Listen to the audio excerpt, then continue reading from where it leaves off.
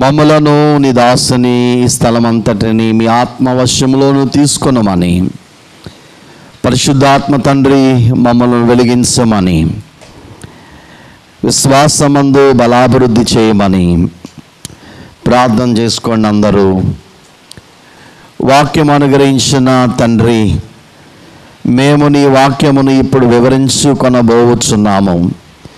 ప్రతి వారికి కావలసిన వర్తమానం అందించుము. మా జ్ఞానము వెలుగునట్లు నీ ఆత్మ సహాయం ఇమ్మని యేసు క్రీస్తు వారి పేరట మంచి బాధకుడైన యేసు వారి నామమున ప్రార్థిస్తున్నాను పరమ తండ్రి, ఆమేన్. మన ప్రభువైన యేసు క్రీస్తు వారి కృపయు ఆయన సమాధానం శుభములు సమృద్ధిగా మీ అందరికీ కలుగును గాక, ఆమేన్.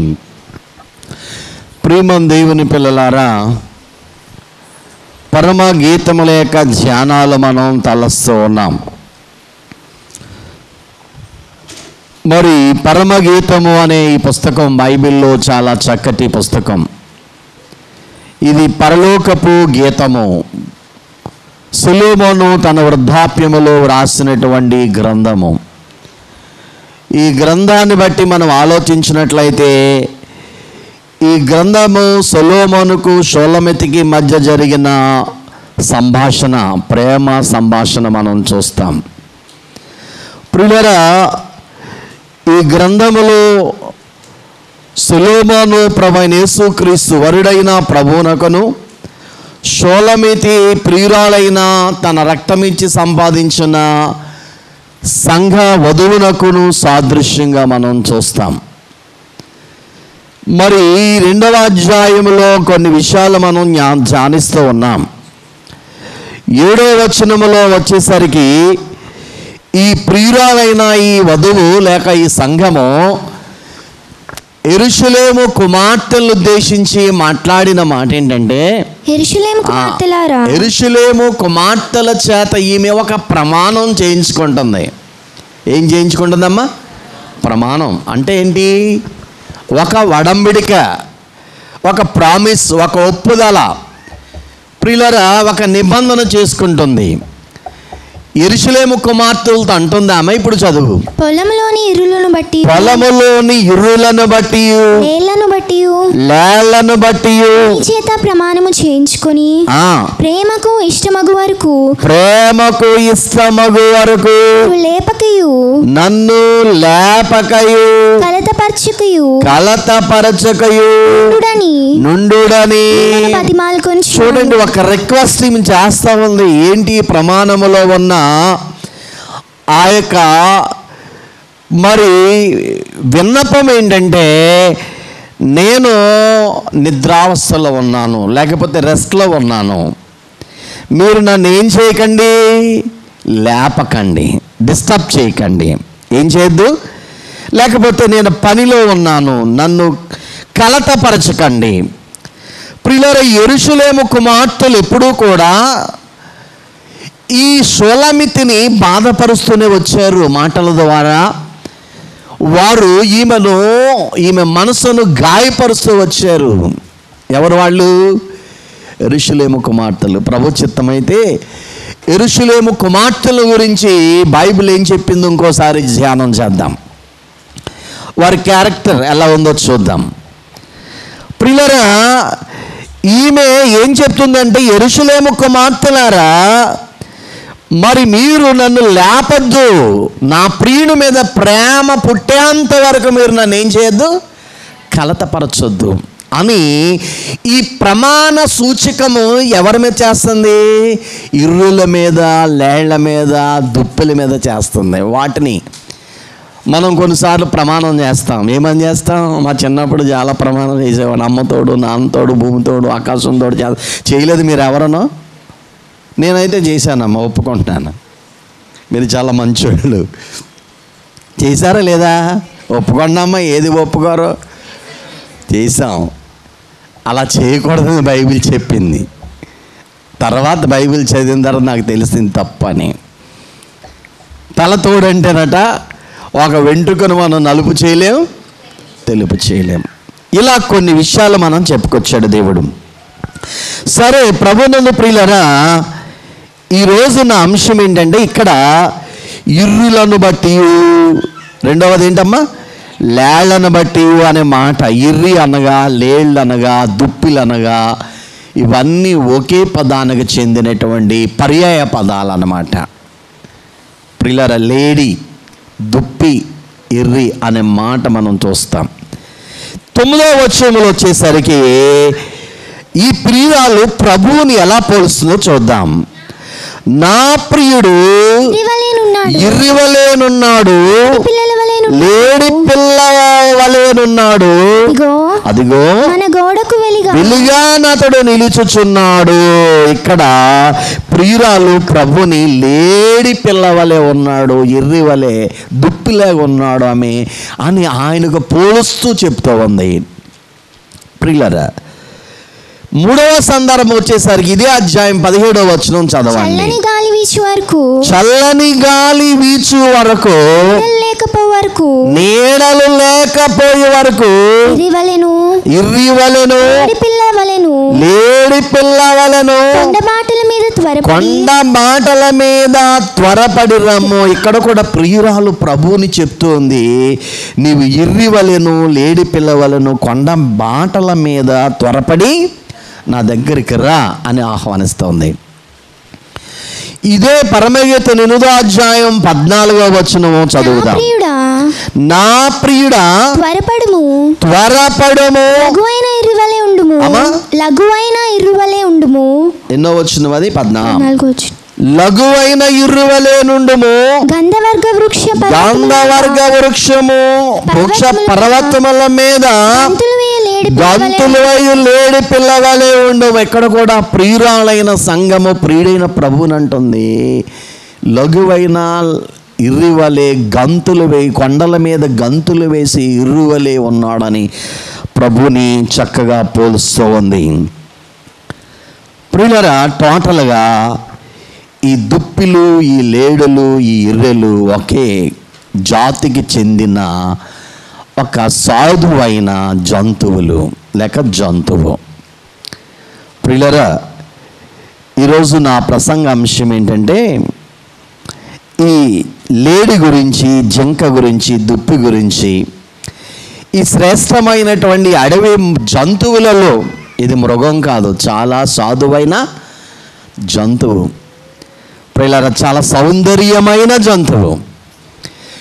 ఈ జంతువుల గురించి బైబిల్ ఏం చెప్పింది, మన గురించి, ప్రభుని గురించిన ఈ యొక్క జంతువు ద్వారా మనం నేర్చుకోవాల్సిన ఆత్మీయ పాఠాలు కొన్ని ఉన్నాయి. వాటిని మీ ముందుంచాలని ఒక ప్రయత్నం. ప్రియులారా, లేఖనాలను బట్టి మనం ఆలోచన చేద్దాం. ప్రియులారా, బైబిల్ గ్రంథంలో చాలా సందర్భాలలో ఈ లేడి గురించి, ఈ జింకల గురించి, ఈ దుప్పుల గురించి, ఈ ఇర్రెల గురించి చక్కగా వ్రాయబడ్డాయి. ప్రియులారా, మనం ఒకసారి ఆలోచన చేద్దాం. వీటిని గురించిన భావాన్ని, ఆత్మీయ సత్యాలు మనం గ్రహించాలని ఆశపడుతున్నాను. మొదట పరిశుద్ధ గ్రంథంలోనికి వెళ్దాం. ద్వితీయోపదేశకాండము 14వ అధ్యాయము 3 నుంచి 5 వచనాలు రాసుకోండి, చదవండి ఎవరైనా స్పష్టంగా. హేయమైనదేదియు తినకూడదు, మీరు తినదగిన జంతువులేవనగా ఎద్దు, గొర్రెపిల్ల, మేకపిల్ల, దుప్పి. చూడండి ప్రియులారా, ఎర్ర చిన్న జింక, దుప్పి. చూడండి, ఈ లిస్టులో ఉన్న జంతువులన్నీ కూడా దేవుడు ఇశ్రాయేలు ప్రజల్ని తినమని చెప్పిన జంతువులు. ఇవన్నీ చక్కగా మాంసం చేసుకొని వండుకొని తినమన్నాడు. వారు తినకూడనివి కూడా ఉన్నాయి. అంటే ఇవి పవిత్రమైన జంతువులు. గుర్తుపెట్టుకోండి, ఏ జంతువులమ్మా? శాపగ్రస్తమైనవి కాదు, హేయమైనవి కాదు, పవిత్రమైన జంతువు. దుప్పి, లేడి ఈ జాబితాలో ఉన్న కొన్ని. వీటిని మాత్రమే ఇశ్రాయేలు ప్రజలు తినాలి. ప్రియులారా, దేవుడు ఒక సంకేతం చెప్పాడు వేటిని తినాలంటే ఈ కాళ్ళు డెక్కలు రెండుగా చీలు ఉండాలి, ఆ జంతువు నెమరు వేయాలి. ఇలాంటివి పవిత్రమైన జంతువులు, వీటిని మాత్రమే తినాలి. కాళ్ళు ఎలా ఉండాలమ్మా? కాళ్ళు డెక్కలు రెండుగా చీలు ఉండాలి, అవి నెమరు వేయాలి. కొన్ని జంతువులు డెక్కల చీలుంటాయిగా నెమరు వేయు, అది శాపగ్రస్తమైంది, వాటిని తినొద్దని చెప్పాడు దేవుడు. ప్రియులారా, సరే, ఈ జింక లేక లేడి లేక దుప్పి ఇర్రి అనే ఈ పదానికి చెందినటువంటి ఈ జంతువు పవిత్రమైనది చెప్పాలి. మొదటిది ఏంటమ్మా? పరిశుద్ధమైనది, శాపగ్రస్తమైనది కాదు. ప్రియులారా, మన దేవుడు ఎవరో మొదట చెప్పి మన గురించి ఒక మాట. సరే, లేవియాకాండం 11వ అధ్యాయం 44-45 చదువుదాం. లేవియాకాండం 11వ అధ్యాయం. నీ దేవుడైన యెహోవాను నేను పరిశుద్ధుడను గనుక మీరు పరిశుద్ధులై ఉండునట్లు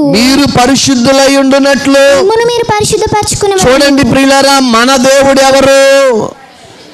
పరిశుద్ధుడు కనుక మీరును పరిశుద్ధపరుచుకోండి, పరిశుద్ధులుగా ఉండాలి నా పిల్లలు అంటూ ఉన్నాడు. అదే పేతురు గారు మొదటి పత్రిక 1వ అధ్యాయం 16వ వచనం చదువుదాం. ఏలయనగా అమ్మా, నేను పరిశుద్ధుడనై ఉన్నాను గనుక మీరును పరిశుద్ధులై ఉండుడని వ్రాయబడి ఉన్నది. అలాగే మొదటి పేతురు 1వ అధ్యాయం 22 కూడా చదువుదాం. మీరు క్షయబీజము నుండి కాక క్షయబీజమును బట్టి కాక శాశ్వతమగు జీవముగల దేవుని వాక్యమును మూలముగా అక్షయ బీజము నుండి పుట్టిన వారు గనుక నిష్కపటమైన సహోదర ప్రేమ కలుగునట్లు సత్యమునకు విధేయులౌట. చూడండి ప్రియులారా, ఇక్కడ మనం గమనించినట్లయితే మన ప్రభువులో ఏదైనా దోషం ఉన్నదంటారా అమ్మా? లేదు. ఎబ్రీ 7:26 చదవద్దులేండి. ఆయన ఎవరట? నిష్కల్మషుడు, పరిశుద్ధుడు, పాపంలో చేరక ప్రత్యేకం ఉన్నవాడు, ఆయనలో ఏ దోషమును లేదు. కాబట్టి ఆయన ఆరాధించే పిల్లలమైన మనం కూడా ఏమై ఉండాలి? మరి ఇది సాధ్యమేనా? తలంపులలో పరిశుద్ధంగా ఉండాలి, చూపులలో పరిశుద్ధంగా ఉండాలి, మాటలలో పరిశుద్ధంగా ఉండాలి, చేతలంటే క్రియలలో, నడకలో, పడకలో పరిశుద్ధంగా ఉండాలి. ఇవి సాధ్యమేనా మానవులైన మనకు? అసాధ్యమే. కానీ యేసుక్రీస్తు శిలువను బట్టి, ఆ రక్తమును బట్టి దినదినము మనం ఏమవ్వాలి? శుద్ధిగా గావించబడాలి. ప్రియులారా, పరిశుద్ధులముగా బ్రతుకుటకు అందుకనే పౌలంటాడు, మీ సమస్త ప్రవర్తనలో మీరేమై ఉండాలి? పరిశుద్ధులై ఉండాలి అంటూ ఉంటాడు. కాబట్టి ప్రభునందు ప్రియమైన దేవుని పిల్లారా, యేసు ప్రభువుకును సంఘవధువు ప్రమాణం చేస్తున్న ఈ జంతువు యొక్క స్థితి ఏంటంటే, ఆ సాధు జంతువులలో ఇది పవిత్రమైన జంతువు. ఎలాంటిదండి? పవిత్రమైంది. మన ప్రభువు పరిశుద్ధుడు, మనం కూడా ఏమై ఉండాలి? పరిశుద్ధులమై ఉండాలి. ప్రియులారా, అందుకు మనము ప్రయాసపడాలి. పరిశుద్ధులైన వారే పరలోకం. ఎవరిదమ్మా? పరలోకం. అందుకనే మనల్ని పరిశుద్ధపరచడానికి ఆయన కల్వరి శిలువలో వేలాడి తన రక్తాన్ని పంచగాయముల ద్వారా చిందించాడు. ప్రియులారా, ఆ రక్తము అంచె తీర్పు వరకు ప్రవహిస్తూనే ఉంటూ ఉంది. దినదినము ఆ రక్తములో మనము శుద్ధీకరణ చేయబడుతూ ఉండాలి. ఇది ఒక పెద్ద ప్రాసెస్, లాంగ్ ప్రాసెస్ ప్రభు వచ్చే వరకు. రెండవదిగా ఆయన వాక్యమే మనల్ని శుద్ధిపరుస్తూ ఉంది. పరిశుద్ధాత్ముడే మనల్ని శుద్ధిపరుస్తూ ఉన్నాడు. శుద్ధిపరచడానికి అనేక సాధనాలు బైబిల్లో మనకి దేవుడు వాక్యము ద్వారా, తన యొక్క రక్తము ద్వారా, తన ఆత్మ ద్వారా, తన నామమును బట్టి మనకి పరిశుద్ధత కలుగుతున్నది. ఈ అంశం అనేక సందర్భాల్లో మనం ధ్యానం చేస్తున్నాం. అందుకని దైవజనులు అంటారు, పరిశుద్ధంగా ఉండేట గొప్ప భాగ్యము.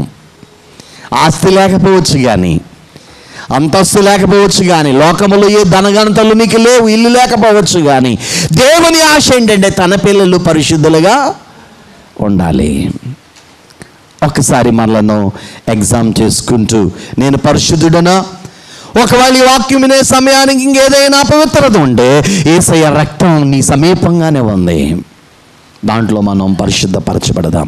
ఇది ఈ జింకలు, ఈ లేడి, ఈ యొక్క దుప్పి, ఈ ఇర్రె ద్వారా మనం నేర్చుకునే మొదటి అనుభవము. రెండవ అనుభవం చూద్దాం. చూడండి, పరిశుద్ధ గ్రంథం మొదటి దినవృత్తాంతాల గ్రంథములు 12వ అధ్యాయం 8-9 వచనాలు చదువుదాం. మొదటి దినవృత్తాంతాల గ్రంథం 12:8-9 మరియు గాదీయులలో పరాక్రమశాలులు కొందరు అరణ్యమందు దాగి ఉన్న దావీదు వద్ద చేరిరి. వీరు డాలును ఈటెను వాడుక చేయగల యుద్ధ ప్రవీణులు, సింహముఖము వంటి ముఖములు గలవారు, కొండల్లో నుండి జింకలంతా పాదవేగము గలవారు. వారెవరనగా, చాలు ప్రియులారా, దావీదు దగ్గరికి కొంతమంది వచ్చారటండి. వారు దావీదు సైన్యంలో చేరడానికి వారు కొంతమంది యొక్క లక్షణాలు ఎలాగనో చెప్తూ, కొంతమంది అట జింక పాదములు కలిగి వేగంగా పరిగెట్టగలిగిన వాళ్ళట. అమ్మా, రెండవ అనుభవం ఏంటంటే జింక వేగముగా పరిగెడుతుంది, అడవిలో వేగముగా పరిగెడుతోంది. అమ్మా, ఎలా పరిగెడుతుంది జింక? వేగంగా. జింక పాదములు కలిగిన ఒక వ్యక్తి వచ్చాడట. కొంతమంది వారు వేగంగా పరిగెట్టగలిగిన పాదాలట. ఎంత మంచి అనుభవం! ప్రభునందు ప్రియమైన దేవుని పిల్లలారా, జింక వేగంగా పరిగెత్తే ఒక శ్రేష్టమైన జంతువు. ప్రియులారా, దేవుని పిల్లల గురించి వేగము చురుకుదనాన్ని, అలర్ట్నెస్ అని సూచిస్తూ ఉంది. ఈ పరుగును గూర్చి మనం చూస్తున్నాం బైబిల్లో నుంచి. బైబిల్లో కొంతమంది పరిగెట్టారు. పరుగు అనే అంశం ఒకసారి చెప్పాను. బైబిల్ ఇలా చెప్తూ ఉంది, మనము ఈ దేవుని కొరకు ఎలా పరిగెట్టాలి అని అంటే, ప్రియులారా, మొదటి పరుగు బహుమానం పొందినట్లుగా పరిగెత్తాలి. ఎలా పరిగెత్తాలమ్మా? మొదటి కొరింథీయులకు రాసిన పత్రిక 9వ అధ్యాయం 24వ వచనం. మన పరుగు ఎలా ఉండాలో చెప్తున్నాడు. చదువమ్మా. పందెపు రంగమందు పరిగెత్తు వారందరూ పరిగెత్తుదురు గాని ఒక్కడే బహుమానము పొందునని తెలియదా? చూడండి ప్రియులారా, మనము యుద్ధ రంగములో లేకపోతే బరిలో ఉన్నాం. ఎలాగున్నాం మనం? బరి. ప్రియులారా, ఈ లోకం మనకి బరి. మన గురి ప్రభు రెండవ రాకడ. ఈ మధ్య మనం పరిగెడుతున్నాం. ఈ పరుగు పందెములో మనము రెండవ రాకడలో ప్రభు వస్తున్నాడు. ఏం తీసుకొస్తున్నాడు ఆయన? పరిశుద్ధుల కొరకు బహుమానం తెస్తా ఉన్నాడు. జీవ కిరీటం ఉన్నది, మహిమ కిరీటం ఉన్నది. వాని క్రియల చొప్పున ఆయన ప్రతిఫలం తీసుకొస్తున్నాడు, జీతం. ఆ బహుమానం పొందినట్లుగా మనం ఏం చేయాలి? ఆత్మీయ జీవితంలో పరుగు పెట్టాలి. బహుమానం, ప్రియులారా గమనించండి. మొదటిది బహుమానము పొందునట్లుగా పరిగెత్తాలి. రెండవది చూద్దాం. గలతీయులకు రాసిన పత్రిక 5వ అధ్యాయం 7వ వచనం. మీరు బహుగా పరిగెత్తుచుంటిరి సత్యమునకు. చూడండి ప్రియులారా, పౌలు గలతీ సంఘానికి రాస్తున్నాడు, మీరు బాగుగా పరిగెత్తుచున్నారు. మనం ఎలా పరిగెత్తాలమ్మా? బహుమానం పొందడానికి పరిగెత్తాలి. బాగుగా వంకర తింకరగా ఎలా పడితే అలా పరిగెత్తకూడదు ఈ పందెములో. ఏవండి, బహుమానం మన కళ్ళ ముందు ఉండాలి. నేను ఎప్పుడు ఏసై వచ్చినా మేఘం ఎక్కాలి, అది ఆయన ఇచ్చే బహుమానం అందుకోవాలి అనే గురితో మనం పరిగెట్టాలి. ప్రియులారా, ఏదేమైనా కానీ మరి ఇక్కడ మనం గమనించినట్లయితే ఒక గురి. మనం ఏం చేయాలి? ఖచ్చితంగా నేనేమవ్వాలి? కొట్టాలి, గోల్ కొట్టాలి. ప్రియులారా, చదువుదాం ఇంకొక విషయం. బాగుగా మనం ఏమవ్వాలట? పరిగెత్తాలి. ఫిలిప్పీ 3:14 ఎలా పరిగెత్తాలో చెప్తున్నాడు. క్రీస్తు యేసునందు దేవుని ఉన్నతమైన పిలుపునకు కలుగు బహుమానము పొందవలెనని. చూడండి, దేవుని ఉన్నతమైన పిలుపుకు తగినట్లుగా మీరు ఎలా పరిగెత్తాలట? గురి వద్దకే పరిగెట్టాలి. ఎక్కడ పరిగెట్టాలమ్మా? ఎక్కడికి మనం రీచ్ అవ్వాలో అక్కడికి పరిగెట్టాలి. మీరందరూ ఎక్కడికి రీచ్ అవ్వాలని ఆశపడుతున్నారు? రెండు, ఒకటి పరలోకానికి వెళ్ళాలి. ఒకవేళ కొంతమంది మృతుల గుంపులో వెళ్తారు, కొంతమంది సజీవ సంఘములో రెండవ రాకడలో మేఘం వరకు సజీవులుగా ఉంటారు. మనమందరం ఆశపడదాం. మన కాలంలోనే ప్రభు ఇప్పుడు యూట్యూబ్లో ఒకటి హల్చల్ చేస్తున్నారు. మీరు చూసారో లేదో, యేసు ప్రభు సెప్టెంబర్ మాసంలో వచ్చేస్తున్నాడని. ఎప్పుడు చూడలేదా మీరు? ఇంకానే చూడండి, చెత్త అంతా చూడకండి, అలాంటి చూడండి వాళ్ళు ఏం చెప్తున్నారని. ఎప్పుడు వచ్చేస్తాడట? సెప్టెంబర్లో డేట్ చెప్పలేదులేండి, సెప్టెంబర్లో వస్తున్నాడని. అది నమ్మడానికి వీల్లేదు. కానీ ఏది ఏమైనా దేవదాసాయి గారు ఏమన్నారండి, ఈరోజే ప్రభు వచ్చును అన్నట్లుగా మనం సిద్ధపడాలి. అది మన గురి. ఇప్పుడే ఈ క్షణమే ప్రభు రావచ్చు కనుక ప్రియులరా, ఏది ఏమైనా ప్రభు రాకడా సమీపం అయిపోయింది. మనము ఎలాగ పరిగెట్టాలట? గురి వద్దకు పరిగెట్టాలి. అలా పరిగెట్టే మన గురి మేఘం. బైబిల్ మిషన్ వారి గురి ఏదమ్మా? రెండవ రాకడ మేఘం కొరకు మనం సిద్ధపడాలి. అందుకు తగినట్లుగా మన ఆత్మీయ జీవితంలో చురుకుగా మనము దేవుని కొరకు పరిగెట్టాలి. ఇంకా ఎలా పరిగెట్టాలో చెప్తుంది బైబిల్. హెబ్రీ 12:1 చదువుదాం. ఇంత గొప్ప సాక్షి సమూహము మేఘం వలె మనల్ని ఆవరించెను ఉన్నందున మనము కూడా ప్రతి భారమును సులువుగా చిక్కులుబెట్టు పాపమును విడిచిపెట్టి విశ్వాసమును కర్తయు దాన్ని కొనసాగించువాడైన యేసు వైపు చూచుచు మన ఎదుట ఉంచబడిన పందెములో ఓపికతో పరిగెత్తు. చూడండి, పరిగెత్తడానికి కండిషన్స్ అప్లై చేస్తున్నాడు ప్రభు పౌలు. మనం ఎలా పరిగెట్టాలట? ఒకటి, పాపమును విడిచిపెట్టి. రెండవది ఏమి రాయబడింది అక్కడ? యేసు వైపు చూచుచు. ఒకటి, పాపాన్ని విడిచిపెట్టాలి. పాపాన్ని విడిచిపెట్టకుండా యేసు వైపు చూడడం అసాధ్యం. సాధ్యమంటారా ఏమ్మా? ఒకే గిన్నెలోనిది అపవిత్రమైనది పరిశుద్ధమైనది సేవించగలరా అని పౌలు ప్రశ్నిస్తాడు. చేయలేము, సాధ్యం కాదు. పాపం వేరు, పరిశుద్ధత వేరు. అందుకనే పాపాన్ని విడిచిపెట్టి యేసు వైపు చూచుచు ఎలా పరిగెట్టాలట? ఓపికతో పరిగెత్తాలి. ఎలా పరిగెట్టాలమ్మా? ఓపిక కావాలి, సహనము కావాలి. ఈ పరుగు పందెం పెడుతున్నప్పుడు ఒక జరిగిన సంఘటన చెప్తాను మీకు అర్థం అవ్వాలని. ప్రియులారా, జ్ఞాపకం చేస్తాను. అది 1992వ సంవత్సరమో 3వ సంవత్సరమో ఒలింపిక్ క్రీడలు జరుగుతున్నాయి. ఇంగ్లాండ్ దేశంలోనో యుఎస్ఏలోనో జరుగుతున్నాయి. ఆ పందెం రంగంలో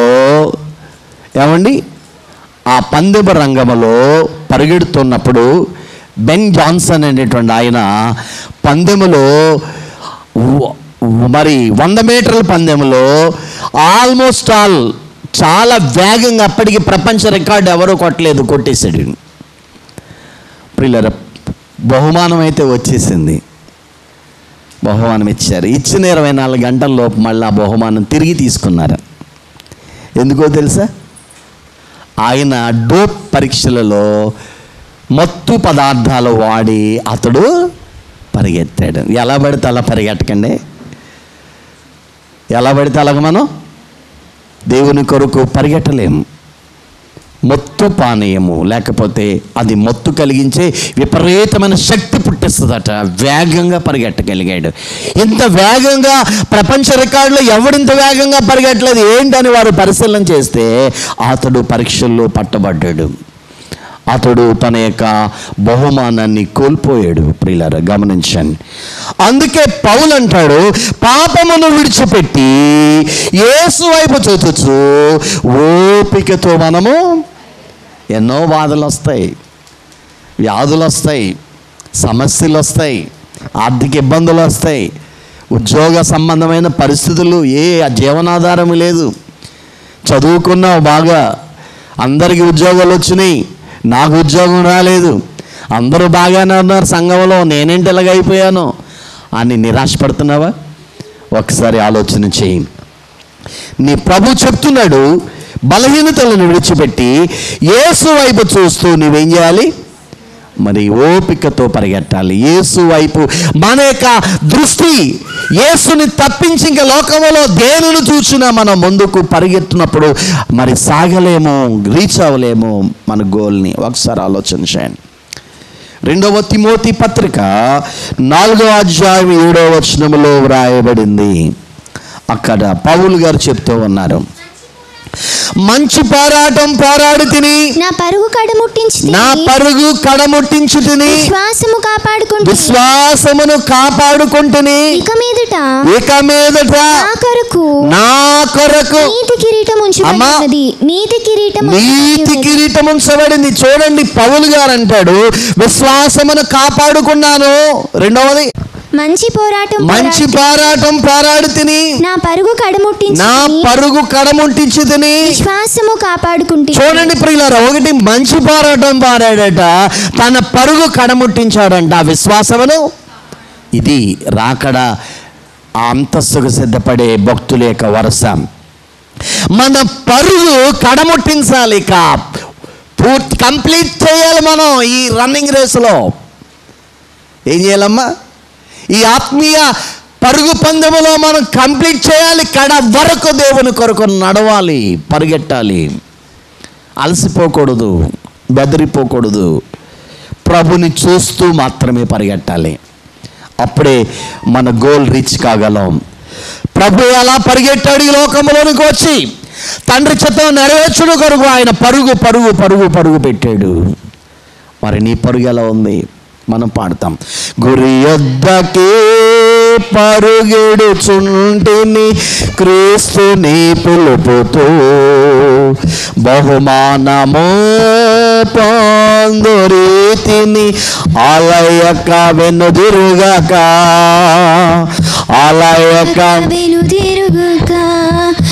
యేసులో కొనసాగెదను, యేసుతో కొనసాగెదను, యేసులో కొనసాగెదను, యేసుతో కొనసాగెదను.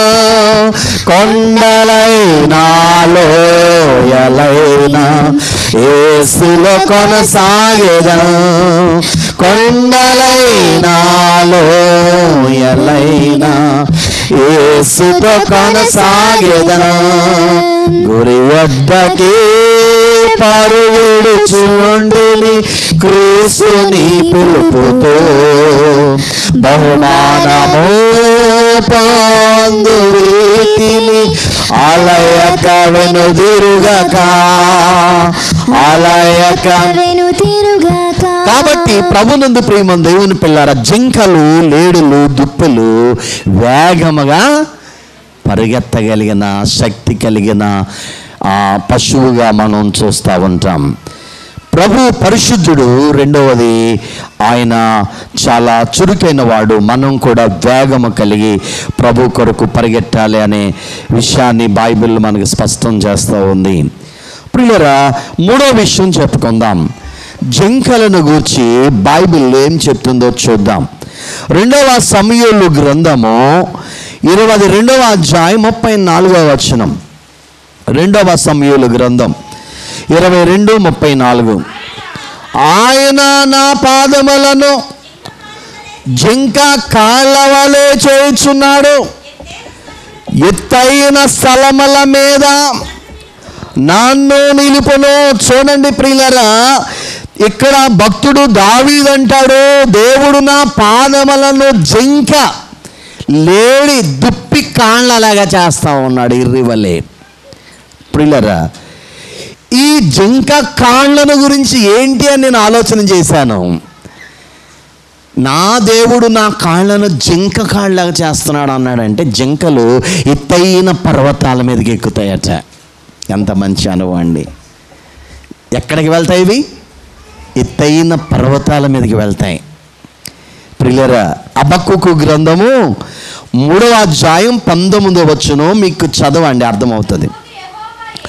ప్రభువగు యెహోవాయే నాకు బలము, ఆయన నా కాళ్ళను లేడి కాళ్ళ వలె చేయును, ఉన్నత స్థలముల మీద ఆయన నన్ను నడవ చేయను. చూడండి, ఇక్కడ భక్తుడు అంటాడు, ఈ హబక్కూకు అంటాడు, యెహోవాయే నా బలం, నా స్ట్రెంత్ ఆయనే, నా కాళ్ళను జింక కాళ్ళ చేసి ఉన్నత పర్వతాల మీదకి ఎక్కిస్తాడు నన్ను. ఎంత గొప్ప అనుభవం అండి.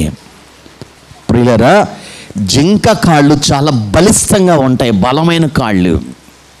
చూసారా ప్రియులారా, బలము కలిగి చాలా ఉన్నతమైన స్థలాలకు అవి ఎక్కగలుగుతాయి. ప్రియులారా, ఈ అనుభవాన్ని మనం ఆలోచన చేస్తే, దేవుని బిడ్డలు, దేవుని బలము కలిగిన వారే ఆత్మీయ జీవితంలో వారు ఉన్నతమైన స్థితికి చేరుకోవాలి. ఉన్నతమైన స్థితి అంటే ఏంటి? ప్రభు యొక్క యెరూషలేము కొండల మీదకి, రేపు పరలోకపు కొండల మీద, పర్వతాల మీదకి మనం వెళ్ళాలి. ప్రియులారా, అంత ఉన్నతమైన అనుభవం గుండా వెళ్ళాలి. కీర్తనాకారుడు 18వ కీర్తన 33వ చరణంలో కూడా చెప్తూ ఉన్నాడు. 18:33 రాసుకోండి. ఆయన నా కాళ్ళు జింక కాళ్ళ వలె చేయుచున్నాడు, ఎత్తైన స్థలముల మీద నన్ను నిలుపుచున్నాడు. చూడండి ప్రియులారా, మనలో ఎవరిని ఎప్పుడు ఎలా హెచ్చిస్తాడో మనకు అర్థమో కాదు. నీవు తగ్గించుకుంటే ప్రభు నిన్ను హెచ్చిస్తాడు అన్ని విషయాలలో. ఎంతవరకు హెచ్చిస్తాడంటే, ఆయన పర్వతం అనుకున్న పరలోకపు సియోను కొండల వరకు, నూతన యెరూషలేము పర్వతం వరకు హెచ్చిస్తాడు ప్రియులారా. సింహాసనం వరకు కొంతమందిని హెచ్చిస్తాడు. కొంతమంది భౌతికంగా చాలా ఉన్నతమైన స్థితికి చేరుకోగలుగుతారు. ఆత్మీయంగా నిన్ను గురించి దేవుడు ఇలా చెప్తూ ఉన్నాడు. అదే పరమగీతములు 8వ అధ్యాయం 14వ వచనం చదువుదాం. ఆమె ప్రియుడు గురించి చెప్తుంది. నా ప్రియుడా, త్వరపడము, లఘువైన ఇరువలే ఉండము, దంత వృక్ష పర్వతముల మీద గంతులు వేయు లేడి పిల్లవలే. చూడండి ప్రియులారా, ఈ సుగంధ సంబంధమైన సువాసన వదజల్లే పర్వతాల మీద గంతులు వేస్తూ రా నా ప్రియుడు అని ఆహ్వానిస్తోంది. గంతులు వేస్తూ పర్వతం మీద, ఆ సుగంధ పర్వతాల మీద సంచరిస్తూ ఉంది ఈ యొక్క లేడీ. ప్రభునందు ప్రియులారా, నిత్య సువాసన కలిగిన పరలోకం కొరకు మనం ఆ ఉన్నతమైన అనుభవంలో సిద్ధపడాలని సూచిస్తూ ఉంది. పరమగీతం 2:17లో కూడా ఈ ప్రియురాలు ప్రభు చెప్తుంది ప్రభువుని గురించి. చల్లని గాలి వీచు వరకు, నీడలు లేకపో వరకు ఇర్రివలెను లేడి పిల్లవలెను కొండ బాటల మీద త్వరపడి రమ్ము. చూడండి ప్రియులారా, మన ఆత్మీయ స్థితి అలా ఉన్నతంగా ఉందా? ఒకసారి ఆలోచించేయండి. ప్రార్థనా జీవితం, వాక్యానుభవం, ప్రభు కొరకు బ్రతికే స్థితి, ఇవన్నీ చాలా భక్తులైన వారు ఉన్నతంగా బ్రతకడానికి ఇష్టపడతారు. చాలా హైగా ఆత్మీయ జీవితంలో గొప్ప స్థితిలో నేను ఉండాలి, గొప్ప పరిశుద్ధుడిగా ఉండాలి. మన ప్రభు ఆ ఉన్నతమైన అనుభవంలో నుంచి వచ్చిన వాడే కదా. ఆలోచన చేద్దాం ప్రియులారా.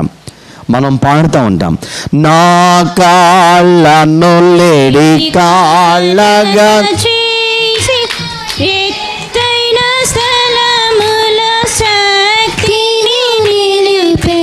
నా కాళ్ళను లేడి కాలగజేయున్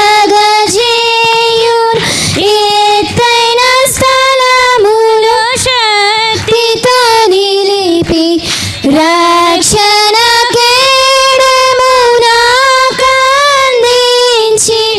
రక్షణ కేడము నాకందించి అక్షయముగా తన పక్షము చేర్చిన అక్షయముగా తన పక్షము చేర్చిన యెహోవా నా బలమా యథార్థమైనది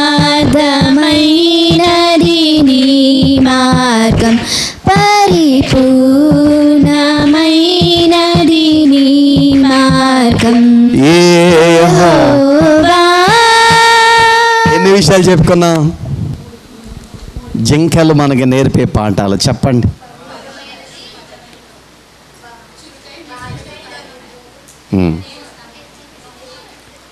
సరే ప్రియులారా, చాలా బాగా నేర్చుకున్నారు, దేవుని స్తోత్రం. 4వది చదువుదామమ్మా. 4 విషయాలు క్లుప్తంగా చెప్పేస్తాను. యెషయా గ్రంథం 35వ అధ్యాయం 6వ వచనం. యెషయా గ్రంథం 35:6. అమ్మా, కుంటివాడు దుప్పివలే గంతులు వేయును, మూగవాని నాలుక పాడును, అరణ్యంలో నీళ్లు ఉబుకును. చాలు. ప్రభునందు ప్రియమం దేవుని పిల్లరా, కుంటివాడట ఎలా గంతులు వేస్తాడు? దుప్పిలాగా గంతులు వేస్తాడు. గుంటూడు అలా గంతులు వేస్తాడండి. బైబిల్ ఎందుకు ఇలా చెప్పింది? కుంటోడు గంతులు వేయడానికి అవకాశం ఉందా? మరి ఏంటి బైబిల్ అలా చెప్పింది? ఏమ్మా, నేను చెప్పినప్పుడు బైబిల్ చదవద్దు, న్యాయంగా చూడండి. సాతాను గాడంట క్రైస్తవులు ఇంటికాడ ఉన్నవాడు బైబిల్ చదవనివాడట. ప్రసంగం చెప్పినప్పుడు చదువు పేజీలు తిరిగేచేస్తూ ఉంటారు. ఇదారా ఇక్కడ ఎందుకు చదివిస్తాడో తెలుసా? పాస్టర్ గారు చెప్పే ప్రసంగం విన్నకుండా చేసేస్తాడు, డిస్టర్బ్ చేసేస్తాడు. బైబిల్ చదువు మంచిదే, ఇప్పుడు కాదు. ప్రసంగం చేసేటప్పుడు ఏం చేయాలి? వినాలి. చదవమన్నప్పుడు చదవాలి. సరే పిల్లలు, కుంటివాడు దుప్పిలాగా గంతులు వేస్తాడట. కుంటోడి కాళ్ళు వచ్చినాయి అనుకోండి, ఒక అద్భుతం చెప్తాను మీకు, వినండి. కుంటివాడు కాళ్ళు కనుక వచ్చినాయి అనుకోండి, ఇక ఎలాగుంటాడు? లేడి లేక చంగమని గంతులు వేస్తాడు. లేడి అలా గంతులు వేస్తుంది. లేడిని చూడలేదా మీరు ఎప్పుడైనా? చూసారమ్మా? దుప్పిని లేడిని అమ్మా, ఇవి చెంగమని గంతులు వేసుకుంటూ ఉంటాయి. చెప్తాను. ఇప్పుడు లేడి పిల్లలాగా గంతులు వేయాలి మనం. దేవుని పిల్లలు గంతులు వేయట ఆనందానికి గుర్తు.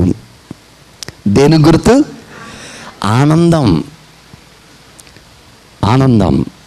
దేవదాసయ్య గారి కాలంలో ఒక ఆవిడ ఉంది, దీవెనమ్మని. పేరు మర్చిపోయాను కొంచెం. దీవెనమ్మ ఇంకా ఏదో అమ్మ, ఆవిడ పేరు ముసలావిడి. మన కరుణమ్మకి ఎంతమంది తెలుసు? కరుణమ్మ గురించి. కరుణమ్మ గారు మన సంఘములో సువార్తికురాలు. ఆవిడ చాలా భక్తి కలిగింది, ప్రార్థనా పరురాలు, చదువు రాదు. అనేక స్థలాలకు వెళ్ళి, అనేక గ్రామాలు, నేను కూడా వెళ్ళేది ఆమె వెళ్ళినంత. సరే, ప్రభునందు ప్రియమం దేవుని పిల్లారా, అలాంటి దేవదాసయ్య గారి కాలంలో స్త్రీలు ఎక్కువ పనిచేశారు. చదువు లేకపోయినా బైబిల్ పట్టుకొని ఊరు వెళ్ళి ప్రార్థించి అనేక మందిని ప్రభు తట్టు తిప్పారండి ఆ రోజుల్లో.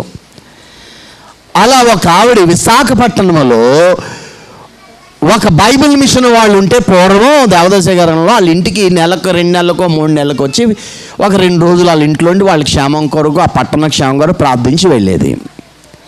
ఆ ఇంటిలో ఉన్నటువంటి ఒక చిన్న బాబు 2 కాళ్ళు పుట్టుకతోనే కుంటివాడనమాట. మంచం మీద ఉంటాడు, లేవలేడు. ఆ కాలం ఎలాంటి ఎంత గొప్పదో చెప్తున్నాను మీకు. మంచం మీద ఉంటాడు. ఈమె వచ్చినప్పుడల్లా ఆ బిడ్డ కొరకు చాలా భారం కలిగి ప్రార్థించేది. తెల్లవారుజాము లేచి ప్రార్థించేది. ఒకసారి ఆ ఇంటికి వచ్చి 2 రోజులు గడిపి 2వ రోజు ఆమె ప్రార్థన చేస్తే తెల్లవారుజాము 3 గంటలు లేచి ప్రార్థన చేస్తూ కనిపెడుతుంది ప్రభు సన్నిధిలో. ఆవిడ పేరు పెట్టి పిలిచి దేవుడు అన్నాడు, నా కుమారి నులక మంచానికి కాళ్ళు వచ్చినాయి చూడు, గెంతుతుంది అన్నారంట. ఏమొచ్చినాయి నులక మంచాలకి? నులక మంచాలు ఈ కాలం పిల్లలకి తెలియదు. మా చిన్నప్పుడంతా ఎవరింట్లో అయినా ఏముండేవి? నులక మంచాలు. చెప్పండి అమ్మా మీ పిల్లలకి పూర్వకాలం వాటి గురించి. బైబిల్ చెప్తుంది మీ పిల్లలకి పూర్వకాల సంగతులు చెప్పమని. ఇప్పుడు అందరికీ మంచి మంచాలు వచ్చేసినాయి. బైబిల్లో సొలొమోను గారి మంచం కూడా, ఆ మంచం గురించి కూడా ప్రసంగం వస్తుంది, చదువుదాం, ధ్యానం చేద్దాం. మంచానికి కాళ్ళు వచ్చి నులక మంచాన్ని కానీ దేవుడు చెప్తుంటే కళ్ళు చూస్తే ఆ మంచం మీద ఉన్న బిడ్డ చుట్టూ ఆ గదిలో లేచి నడిచేస్తున్నాడంట. ఏం చేస్తున్నాడు? కాళ్ళు వచ్చేసినాయి ఆ బిడ్డకి. అందుకే వాడు ఏం చేస్తున్నాడు? అంతవరకు మంచం మీద ఉన్నవాడు గంతులు వేస్తూ గదిలో తిరుగుతూ ఉన్నాడు. చాలా ఆశ్చర్యపోయింది ఆవిడ. అపోస్తలుల కార్యము చదువుదాం, ఇది ఎంత వాస్తవమో ఆ కాలం ముందు జరిగిన అనుభవం. అపోస్తలుల కార్యములు, ఏమండి అపోస్తలుల కార్యములు మనం ఇందాక 3వ అధ్యాయము 7వ వచనం చదువుదాం. పట్టుకొని కుడి చెయ్యి పట్టుకొని లేవనెత్తెను. వెంటనే వాని పాదములు చీలమండలమును బలము పొంది వాడు దిగ్గున లేచి నిలిచి నడిచెను. నడుచుచు గంతులు వేస్తూ దేవుని స్తుతించుచు వారితో కూడా దేవాలయంలో. చూడండి ప్రియులారా, పుట్టిన వాళ్ళు కుంటివాడైన శృంగారం అనే దేవాలయం మీద ఉన్నటువంటి ఆ వ్యక్తి కొంతమంది మోసుకుని వచ్చి అడుక్కోవడానికి అక్కడ మందిరము గేటు ముందు ఉంచేసేవారు. వాడు గేట్లో మందిరంలో ఏం జరుగుతుందో ఎప్పటికీ తెలియదు పాపం, వాడికి అడుక్కోవడం తప్ప. పేతురు యోహాను గారు ఆ మందిరానికి 3 గంటల వాళ్ళు వెళ్ళేసరికి వాడు పేతురు అందరిలాగే పేతురు గారిని కూడా ఏమడిగాడు? భిక్షం అడిగాడు. పేతురు గారు అన్నారు, వెండి బంగారం నా దగ్గర లేవురా బాబు, నాకు కలిగింది యేసు నామములో నడు అని చెప్పగానే వాడు చీలమండలంతా బలం పొందుకొని లేచి దిగ్గున లేచి గంతులు వేస్తూ మందిరం లోపలికి వెళ్ళిపోయాడు. ఇంటికి వెళ్ళిపోవచ్చు కదా. మీరైతే అక్కడ దాకా వచ్చి ఎందుకు లెక్క కొంచెం కడుపు నొప్పి వెళ్ళిపోతానని చెప్పి వెళ్ళిపోతారు. మీకు చర్చ్ అంటే చాలా హేట్, రావడం లేట్, చర్చి హేట్. ప్రభునందు ప్రియమైన దేవుని పిల్లారా, గంతులు వేసే స్థితి అంటే ఆనందించాలి. ఎలాగ ఆనందించాలి? మరి 2 మాటలు చెప్పి ఇంకొక మాటలోకి వెళ్ళిపోతాను.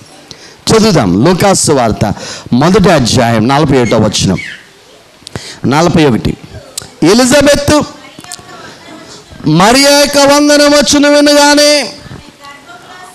ఆమె గర్భములోని శిశువు గంతులు వేసెను. 44వ వచనం. వినగానే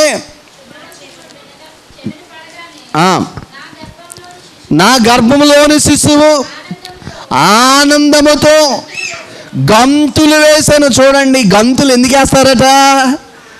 ఆనందం. ఎవరైనా పాస్ అయ్యి ఫస్ట్ క్లాస్లో పాస్ అని ఎగిరి గంతేస్తాడు వాడు. ఆనందం ప్రియులారా, ఆనందం.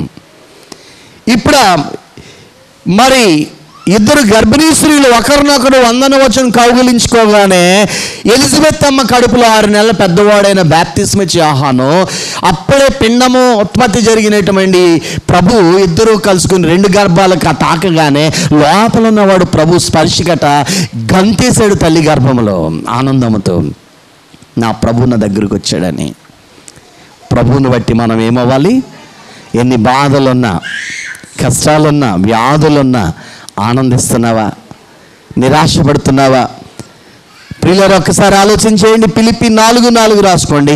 ప్రభునందు మరలా చెప్పుతాను, మీరు ఏం చేయాలి? ఆనందించాలి. లూకా 1:48 ప్రకారంగా అక్కడ మరియ తల్లి అంటోంది, నా ఆత్మ నా ప్రభు రక్షకుడైన ప్రభునందు దేవుని యందు ఆనందిస్తూ ఉంది. ఆనందించాలి, ఆనందం.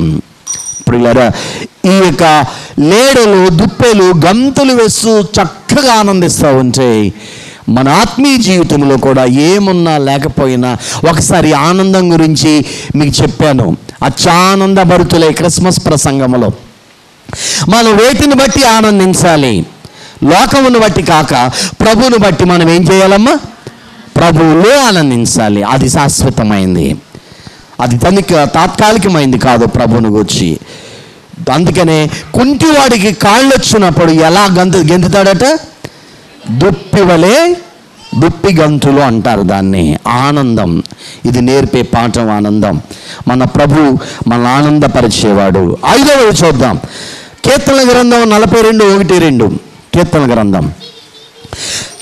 దుప్పి నీటి వాగుల కొరకు ఆశపడునట్లు దేవా నీ కొరకు నా ప్రాణం ఆశపడుచున్నది. ఇక్కడ కోరాహు కుమారులు పాడుతున్నారు, గాయకులు వీరు. దావీదు కాలములో ఈ కోరాహు కుమారులు పాటలు పాడే గాయక బృందములు సభ్యులు. పిల్లరా, వారి ఆశ ఏంటట? దుప్పి ఎలాగైతే నీటి వాగుల కొరకు ఆశపడుచున్నదో, దేవా మేము నీ కొరకు ఆశపడుతున్నాం. దుప్పి నీటి వాగులు ఎక్కడున్నాయో త్రాగడానికి ఆశతో ఎదురు చూస్తూ వెళ్తుందట. నీటి వాగుల దగ్గరికి వెళ్తుంది దాహం తెచ్చుకోవడానికి. నీకు ఆశ ఉందా? నీటి వాగులంటే ప్రియులారా ప్రవహించే కాలువలు, లేకపోతే నీళ్లతో నిండిన చెరువులు. అలాంటి ప్రాంతం ఎక్కడుందో వెతుక్కుంటూ వెళ్తాయి దుప్పులు వారి యొక్క ఆ దాహార్తిని తెచ్చుకోవడానికి. ప్రభునందు ప్రేమ దేవుని పిల్లారా, మన ముందు కలవరి శిలువలో కొట్టబడిన యేసు కాలువలుగా తన రక్తం చిందించాడు. తన నోటి ద్వారా వాక్యము ప్రవహించింది. ఆయనే మనకు జీవజల నది. ఎవరండి ఆయన? ఒక నది కలదు, దాని కాలువలు సర్వోన్నతుడైన దేవుని పట్టణము నుండి ఇలాగ ప్రవహిస్తూ ఉన్నాయి అనే మాట మనం చూస్తాం. ప్రకటన గ్రంథం 22వ అధ్యాయంలో కూడా ఈ కాలువను గురించి వ్రాయబడింది. ఏంటాక నది? జీవజలముల నది. ఈ నది యేసు ప్రభు అయితే ఆ నదిలో నుంచి ప్రవహిస్తున్నటువంటి నీరు ఒకటి వాక్యం అనే ప్రవాహం. ఏ ప్రవాహం అమ్మా? 2 పరిశుద్ధాత్ముడు అనే ప్రవాహం. వాక్యము కొన్ని సందర్భాల్లో నీటికి సూచనగా ఉన్నది, నీరు వాక్యానికి సూచనగా ఉంది. నీరు కొన్ని సందర్భాల్లో పరిశుద్ధాత్మకు సూచనగా ఉంది. ఆ ప్రభువులో నుంచి రక్తము ప్రవహించింది, నీరు ప్రవహించింది, వాక్యం ప్రవహించింది, ఆత్మ ప్రవాహంగా వచ్చింది. ప్రియులారా, వీటి కొరకు మనం ఏమవ్వాలి? ఆశపడాలి. ఆశ ఉందా? వాక్యమే ప్రభువైన యేసుక్రీస్తు. దేవుని కొరకు ఇలాగా మనం ఆశపడాలి. ఆదివారం శనివారమే నీవు సిద్ధపడిపోవాలి. అమ్మ రేపు ఆదివారం వస్తుంది, దేవుడు నాకు ఏం వాక్యం సిద్ధపరుస్తాడో ప్రిపేర్ అయిపోవాలి మనం. దేవుని కొరకు నీకు ఆశ ఉందా? ఆశ గల ప్రాణాన్ని ఆయన ఏం చేస్తాడు? తృప్తిపడి. ఆశను గురించి ఒక సందర్భంలో చెప్పాను మీకు. అదొక టాపిక్. ఆశాజీవులుగా బ్రతకాల మనం. లోకంలో దురాశలు కాదు, దేవుని కొరకు, వాక్యం కొరకు, ఆయన సంబంధమైన ఆత్మ సంబంధమైన వాటిని మనం అనుభవిస్తూ తృష్ణ తీర్చుకోవాలి, మన దాహం తీర్చుకోవాలి. కాబట్టి ప్రియులారా, దుప్పే నీటి వాగుల కొరకు ఆశపడుతూ ఉంది. ఒకసారి ఆలోచన చేయండి, మనం దేని కొరకు ఆశపడుతున్నాం? ఒక స్మాల్ హెచ్చరిక లాస్ట్లో చెప్పుకుందాం, దాని గురించి ఆలోచన చేద్దాం. కొన్ని దుప్పులట విలాప వాక్యములు హెచ్చరికగా రాసుకోండి. ప్రసంగ టాపిక్లో అంశం కాదు, అది మాట కాదు. 1:6 చదువుకోండి. 1:6 చదవండి ఒకసారి. సియోను కుమారి సౌందర్యమంతయు తొలగిపోయాను, దాని అధిపతులు మేత లేని దుప్పుల వలె ఉన్న. చూడండి ఎంత భయంకరమో. సియోను కుమార్తెలు దుప్పులు గట్ట కొన్నిసార్లు మేత దొరకగా చాలా ఆకలి బాధతో అలమటిస్తూ ఉంటాయట. ప్రియులారా, దుప్పులేగున్న మనం అలా ఉండకూడదు. వాక్యం సమృద్ధిగా దొరుకుతుంది మనకి, ఆహారం. దానిని మనం అనుభవించాలి. ప్రియులారా, ఇది సియోను కుమార్తెలుగా హెచ్చరిక అన్నమాట. 6వది చదువుదాం. 6వది సామెతల గ్రంథం 5వ అధ్యాయం 19వ వచనం, అలాగే 18వ వచనం రాసుకోండి. ఆమె అతి ప్రియమైన లేడి. చాలు, అక్కడ వరకు చాలండి. ఇలా చూడండి, ఇంకా ఆమె అనగా ఇక్కడ వ్రాయబడింది గుణవతురాలైన స్త్రీ గురించి వ్రాయబడింది. ఏమండి? లేక భక్తి కలిగిన తల్లి గురించి అనుకుందాం. ఆమె అందమైన లేడీ, ఆమె ప్రియమైన లేడీ, ఆమె అందమైన దుప్పి. ఒక భార్య గురించి వ్రాయబడింది. సరే, ఒక తల్లి గురించి. సరే, ఏది ఏమైనా దుప్పిలు చాలా ప్రియంగా ఉంటాయి, ఇష్టంగా ఉంటాయి. ఎవరు చిన్నపిల్లలు, పెద్దలు అందరూ ఇష్టపడేటువంటి జంతువు ఏదమ్మా? సాధువైనది, మృదువైనది, ఇష్టమైన జంతువు. అవి చాలా అందమైనవి, లేళ్ళు, దుప్పులు, ఇవన్నీ కూడా. ప్రియులారా, ఈరోజు మన జీవితం ప్రభువుకి ప్రియమేనా? మన ప్రియుడైన ప్రభు మనల్ని ఇష్టపడతాడా? ఆయన వస్తున్నాడు, ఇష్టపడే వారిని తీసుకెళ్ళిపోతాడు. నువ్వు ఆయనకి ఇష్టమేనా? అతడు నా ప్రియుడు అని, నీకు ప్రియుడు ఉన్నాడా అని అడిగాను. ఉన్నాడు సార్ అని చెప్పాలి కదమ్మా. నా ప్రియుడు ఎవరు? యేసు ప్రభు. నాకు మీకు ప్రియుడు ఒక్కడే. ప్రియుడు అమ్మ మనకు భర్త. కాబట్టి చూడండి ప్రియులరా, మనం ఎవరికి ఇష్టపడాలి? దేవునికి ఇష్టంగా ఉండాలి మనం. ఇంకా రెండవది, దుప్పి అందమైంది. బైబిల్ సామెతల గ్రంథం ఒక్క చిన్న సత్యాన్ని 31:30 చదవండి. సామెతల గ్రంథం 31:30. అందం మోసకరము, సౌందర్యం వ్యర్థం. చూడండి ప్రియులరా, యెహోవా యందు భయభక్తులు కలిగిన స్త్రీ. చూడండి, భూ సంబంధమైన అందం కాదు మనకు కావాల్సింది. అందంగా ఉండడం తప్పు కాదు, దేవుడే సృష్టించాడు. అందం నిన్నేం చేస్తుంది? మోసం చేస్తుంది. కానీ ఆత్మ సంబంధమైన సౌందర్యం ఉంది, అదే భక్తి. భయభక్తులు కలిగిన స్త్రీ ఏమవుతుంది? కొనియాడబడుతుంది. దేవుడు ఇష్టపడతాడు, చాలా శ్లాఘిస్తాడు నిన్ను. కాబట్టి ప్రభునందు ప్రేమ దేవుని పిల్లరా, ఆత్మీయ జీవితంలో దేవునికి ఇష్టం పుట్టించే జీవితాన్ని కలిగి ఉండాలి. అదే పరిశుద్ధమైన జీవితం. అలా మనం ఉండాలని ఈ జంకను గురించిన భౌతికంగా ఆ మాటలున్న ఆత్మీయ సత్యాలు మనకి గ్రాహ్యమవుతూ ఉన్నాయి. ఏంటి ఆత్మ సంబంధమైన అందం? చూడండి, రాసేసుకోండి. 1 తిమోతి పత్రిక 2:9-10 వచనాలు. 1 పేతురు పత్రిక 3:3-7 వచనాలు రాసుకోండి. చదవదులేండి ప్రియులరా. ఆ గుణమైన అందం, అక్షయ అలంకారము. ఏ అలంకారమమ్మ? గుణం, దయాగుణం, ప్రేమ, జాలి, సాధు, ఇలాంటి లక్షణాలు. దేవుడు ఏ రూపాన్ని చూడు? పై రూపమునాయన. నువ్వు ఎలాగున్నావో, నల్లగున్నావా, తెల్లగున్నావా, అందంగా ఉన్నావా, అందహీనంగా ఉన్నావా అనే భౌతికమైన ఫిజిక్ని ఆయన చూడు. నీ హృదయ అందాన్ని చూస్తాడు. నీ హృదయం మోసకరమైందా, యథార్థమైందా, మంచిదా, మోసపూరితమైందా, ఇతరులకు అన్యాయం చేసేదా, ప్రభుకి అయిష్టంగా ఉండేదా? అలాంటి హృదయం నీవు చక్కగా దేవునికి ఇష్టమైన రీతిలో ఉంటే అది సౌందర్యం, ఆత్మ సంబంధమైన సౌందర్యం. దానిని ఆయన ఇష్టపడతాడు. ఆయనకిష్టమైన రీతిలో మనం బ్రతకాలని ఈ దుప్పి, ఈ లేడీ మనకు ఒక సత్యాన్ని చూపిస్తూ ఉంది. చివరిగా సామెతల గ్రంథం 6వ అధ్యాయం 5వ వచనం ముగింపులోనికి వస్తుంది. వేటగాడి చేతి నుండి లేడి తప్పించుకున్నట్లు, ఎరుకువాని చేతిలో నుండి పక్షి తప్పించుకున్నట్లును తప్పించుకొనుము. చూడండి ప్రియులారా, జింకలు, లేడులు, దుప్పులు వేటగాడి చేతికి చెక్కకుండా చెంగున తప్పించుకొని తిరుగుతాయి, పారిపోతాయి. అమ్మా, దుప్పికున్న గొప్పతనం ఏంటంటే వేటగాడు కనబడితే వాడికి దూరంగా పారిపోతాడు. వేటాడేవాడు ఉంటాడు తప్పకుండా. జాగ్రత్తగా ఉండండి, ఆడవాళ్ళు, మగవాళ్ళు అందరూ. వేటగాడు ఎవరో? సాతానుగాడు.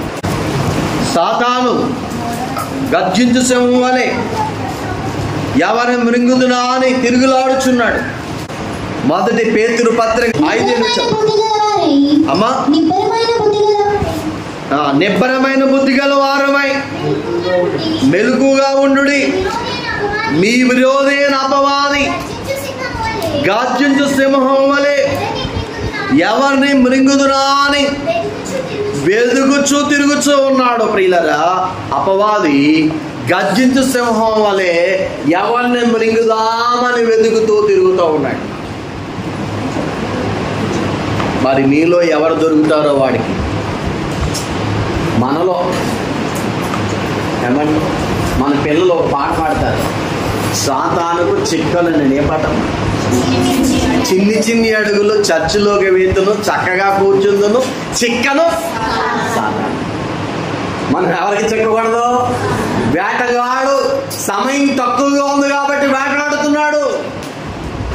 వాడికి బలైపోవద్దు మనం. వాడు చాలా ఎర్రలు మనకి వేస్తూ ఉంటాడు. శరీరాశ, నేత్ర, జీవడమ్ము, ఎన్నో ఆశలు చూపిస్తూ ఉంటాడు.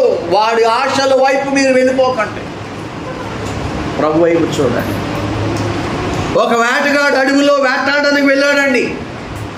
ఉదయం సాయంకాలం వాడికి ఏమి దొరకలేదు. వాడికి సాయంకాలం అయిపోయింది. వెళ్ళిపోయే ముందు 2 బాతులు కనబడ్డాయి. వాడికి ఏం కనబడ్డాయి? బాతులు. 2టికి బాణం గురి పెట్టాడు. ఒక బాతు చచ్చిపోయింది, ఒక బాతు గాయం అయింది కానీ చావలేదు, పరిగెడుతుంది, గాయాలు తగిలేసింది. వేటగాడు చచ్చిపోయిన బాతును విడిచిపెట్టి గాయపడి పరిగెడుతున్న బాతు వెనకాల పరిగెట్టి, చూసారా? గాయపడిన బాతు వరకు పరిగెట్టాడు. ఆయన అది తుప్పల్లోకి ఓపికతో పరిగెట్టి తప్పించుకోండి, దొరకలేదు వాడు. చచ్చిన బాతును ఎందుకు విడిచిపెట్టేసాడు వాడు? అమ్మా, అది ఎప్పటికైనా వాడిదే. ఇక్కడ మీరు ఎవరైనా చచ్చిపోయిన వాళ్ళు ఉన్నారా? ఒకసారి చూసుకోండి అమ్మా, ఇక్కడ గుడ్డి చెప్ప చచ్చిపోయినారు. అబ్బా, జీవించుతున్న పేరు మాత్రం నీవు అంటే దేవుని కొరకు బ్రతకలేని వాడు చచ్చిన వారితో సమానం. సంఘాలు ఉంటారు, వాడు నామకార్థం చచ్చిపోయి వాళ్ళు ఎప్పటికీ వాడు ఎప్పుడు వచ్చిన ఈ జోలికి వెళ్తాం. బ్రతికి ఉన్నవాడు గాయాలు పాలై శ్రమలలో బాధలలో ఉన్న ప్రభువు కొరకు పరిగెడుతున్నాడు, చూసారా? వాడిని వెంటాడతాడు. ఒక సత్యం చెప్తాను మీకు. ఒక సర్వే జరిగిందట. అపవాది చేసిన సర్వేది, భక్తులు గారు మధ్య ఆ యొక్క వాయుమండలంలో సర్వే జరిగింది. సాతానుగాడు దయ్యాలన్నింటిని పిలిచాడట. దయ్యాలను వచ్చినాయంట. ఇప్పుడు మన సమయం సమీపించిపోతుంది. యేసుప్రభు వచ్చేస్తున్నాడు, మన శిక్ష దగ్గర పడిపోతుంది. మన టార్గెట్ ఏంటి? ఎలాగా క్రైస్తవుల్ని ఎలాగా బురిడి కొట్టించి మన దారికి తెచ్చుకోవాలి, నామకార్థులుగా మార్చేయాలి, ఆలోచన చెప్పండి అని దయ్యాలను అడిగింది. ఒక దయ్యం అందంటే, నేను వెళ్తాను, వెళ్ళి అందరినీ పాపంలో పడేసేస్తాను అన్నాడు. అప్పుడు సాతానుగాడు అన్నాడంట, అప్పటికే పాపం అంటే ఏమిటో వాళ్ళు దేవుడు చెప్పేశాడు బైబిల్లో.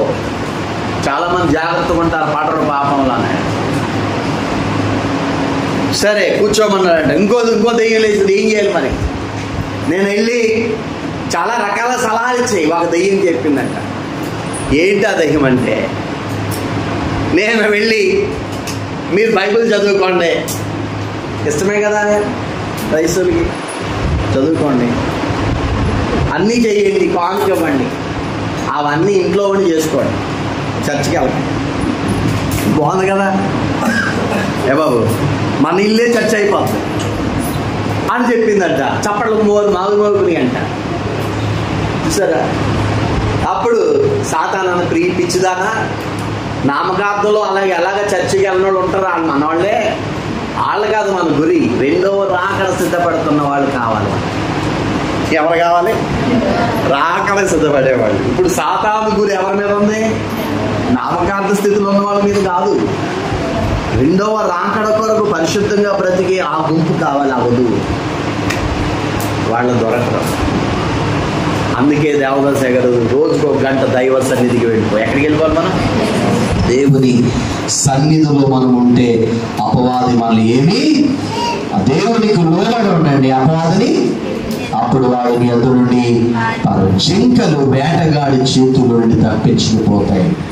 మన వేటగాడు అపవాది వస్తూ ఉన్నాడు, వాడు గర్జించి సింహంలా తిరుగుతూ ఉన్నాడు, వాడి చేతికి చిక్కకుండా ప్రభు వస్తున్నాడు కనుక ఈ కడవరి కాలంలో ప్రభు రాకడ కొరకు మనము కాపాడుకుందాం మన భక్తిని. 8 చెప్పాం, జింకలు పవిత్రమైన జంతువులు. జింకలు ఏమండి నెమరు వేస్తాయి, నెమరు వేసేవి పవిత్రమైనవి. వాక్యములు మనం ఇంటికి వెళ్ళిన తర్వాత మరలా ధ్యానించాలి.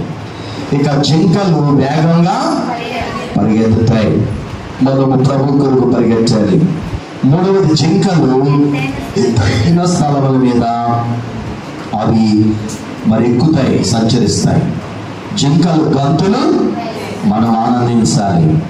జింకలు నీటి వాగుల కొరకు మనము దేవుని కొరకు, దేవుని వాక్యం కొరకు ఆశపడాలి. 6 జింకలు ప్రియమైనవి, అందమైనవి, మనకి ప్రభుకి ఇష్టమైనటువంటి ఆత్మీయ సౌందర్యం కలిగి ఉండాలి. 7 జింకలు వేటగాని చేతుల నుండి తప్పించుకుంటాయి. ఇప్పుడు ప్రియురాలు అంటుంది, యెరూషలేము కుమార్తెలారా, మరి ఆమె చెబుతుంది, పొలములో నీళ్ళను బట్టి లేళ్లను బట్టి మీ చేత ప్రమాణం చేయించుకొని ప్రేమకిస్తున్న వారు మీరు నన్ను లేపై కలతపరచకండి అని మిమ్మల్ని బ్రతిమాలుచున్నాను చెప్తూ ఉంది. జింకల మీద ప్రమాణం చేస్తుంది, ఇంకా దేని మీద చేయట్లేదు. ఈ జింక మన ప్రభువైన యేసుక్రీస్తుకు పాల్చబడింది. మనం కూడా జింకల్లాగా ప్రభుని పోలి బ్రతకాలని చక్కని విషయాలు మనకి అర్థమవుతున్నాయి. అలా మనం కూడా జింకల వలె, లేళ్ల వలె, గిరుల వలె అలాంటి అనుభవాలు కలిగి ప్రభుత్వప్పుడు మహిమ మేఘం ఎక్కే ధన్యకరమైన స్థితి పరిశుద్ధాత్మ తండ్రి అట్టి భాగ్యమును మనకు దయచేయనుగాక. ఆమేన్. అంధకార బంధమునన్న వారించగా ఆందోళనై యేసయ్యను ఎరుగకుంటిని. అంధకార బంధమునన్న వారింపగా ఆందోళనై యేసయ్యను ఎరుగకుంటిని. పట్టము తెంచెను బ్రతికించెను నన్ను, పట్టము తెంచెను బ్రతికించెను నన్ను. ఎంత మధురమో యేసుని ప్రేమ, ఎంత మధురమో యేసుని ప్రేమ, ఎంత మధురమో యేసుని ప్రేమ, ఎంత మధురమో యేసుని ప్రేమ. రక్షించువాడు లేక పక్షులైతిని, పాక్షకుడు రక్షించువాడు లేక పక్షులైతిని, రాక్షకుడు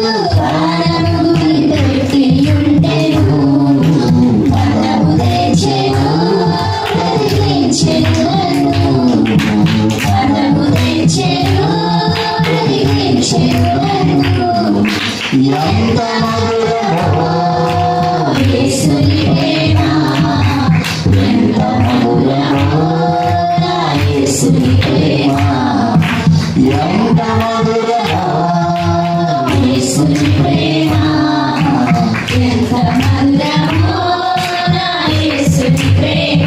ప్రార్థన చేసుకుందాము ఒక నిమిషం. ప్రభువా, నన్ను జింకవలే మార్చు, లేడువలే మార్చు, దుడ్డువలే మార్చు, ఇర్రువలే మార్చు. దేవా, వాటి యొక్క శ్రేష్టమైన లక్షణాలు, అనుభవాలు ఆత్మీయంగా మేము పొందుటకు సహాయం చేయమని బ్రతిమలాడుకుందాము. ప్రభుని బట్టి ప్రియుని ఆశపడదాం. ఈ వాక్యం నాలో ఫలింప చేయమని ప్రార్థన చేసుకుందాం. ఎవరి పట్టుకోవాలి? ప్రార్థన చేసుకుందాం. ఓ యేసు ప్రభువా, నీ వాక్యం మాలో నీ మహిమాత్మే ఫలించినట్లుగా మమ్మలను ఆత్మీయంగా జింకలో ఉన్న ఆ దివ్య లక్షణాలను మేము ఆత్మీయంగా ధ్యానం చేశాం. మేము అట్టి స్థితి కలిగి ఉండేటప్పుడు సహాయం చేసి మేము మీ యొక్క పరిశుద్ధ పర్వతమైన యెరూషలేము మీద సంచరించి దైవ అనుభవంలోనికి మమ్మల్ని నడిపించున్నాను. త్వరగా వచ్చుచున్నాను. యేసు నామములో ఇర్రెవలే ఉన్నా, లేడువలే ఉన్నా, యేసు నామములో ప్రార్థిస్తున్నాను పరమ తండ్రి.